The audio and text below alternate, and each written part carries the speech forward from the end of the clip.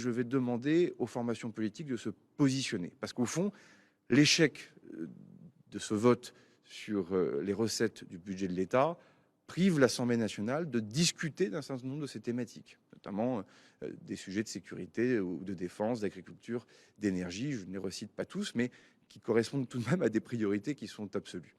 Et donc, de ces discussions, petit à petit, le gouvernement n'exclut pas de les verser à des votes, à des débats spécifiques à l'Assemblée nationale et au Sénat, qui pourraient donner lieu à des votes ad hoc pour permettre justement de créer ce cadre de compromis pour l'avenir. Et c'est ainsi d'ailleurs que nous allons démarrer avec les questions de sécurité extérieure, les questions militaires, les questions de défense, où je saisirai l'Assemblée nationale et le Sénat d'un vote dans les tout prochains jours, sûrement la semaine prochaine, qui va permettre de clarifier aussi ce que le gouvernement propose en matière militaire, mais de permettre aussi aux formations politiques de voter et de dire si oui ou non elles souhaitent s'engager vers un renforcement de nos armées. C'est au fond aussi la suite de cette méthode, de cet entonnoir budgétaire dans lequel nous nous trouvons, dans lequel les procédures budgétaires vont être tenues sur la sécurité sociale et l'État entre les deux chambres, mais sur lequel le gouvernement souhaite associer les partenaires sociaux et les formations politiques avec une méthode un peu différente en marge qui va nous permettre justement d'avancer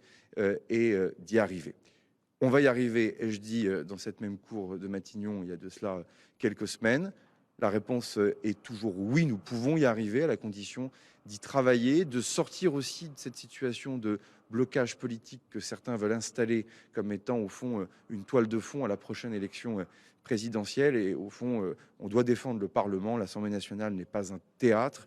Le budget n'est pas un décor de fond de scène et la France n'est pas à tremplin. Et donc chacun doit évidemment désormais, avec responsabilité, sens de l'intérêt général, regarder le budget pour 2026 avec beaucoup de sérieux, beaucoup d'engagement. En tout cas, c'est ce que le gouvernement va faire. Ce gouvernement, vous le savez, n'a aucun autre agenda, si ce n'est de permettre à la France d'avoir un budget pour l'État et pour la sécurité sociale pour l'année prochaine. Je vous remercie.